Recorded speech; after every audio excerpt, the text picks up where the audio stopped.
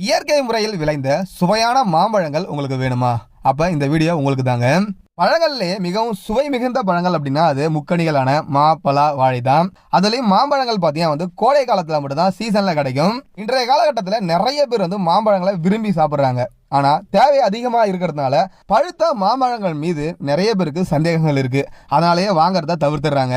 நம்ம செஞ்சி டிராவலர் இயற்கை அங்காடியில செஞ்சில ஏகப்பட்ட மாந்தோப்புகள் இருக்கு. அதுவும் மலை மாம்பழங்கள் நிறைய இருக்கு. அதனால நேரடியா தோப்புக்கே போயிட்டு மாம்பழங்களை செங்காயா பறிச்சு எல்லாருக்கும் கொரியர் பண்ணிட்டு இருக்கோம். இப்படி இயற்கையான முறையில பழுத்த மாம்பழங்களை தமிழ்நாடு முழுவதும் நம்ம கொரியர் பண்ணிட்டு இருக்கோம். பழங்கள்லேயே மிகவும் சுவை வாய்ந்த இமாம் பசந்த், செந்தூரா, பங்கனப்பள்ளி அப்படின்னு சொல்லிட்டு ரகங்களை நம்ம கொரியர் பண்ணிட்டு இருக்கோம். இமாம் பசந்த் பார்த்தீங்கன்னா 1 கிலோ 240 ரூபா வரும். செந்தூரா பார்த்தீங்கன்னா 1 கிலோ 90 ரூபா வரும்.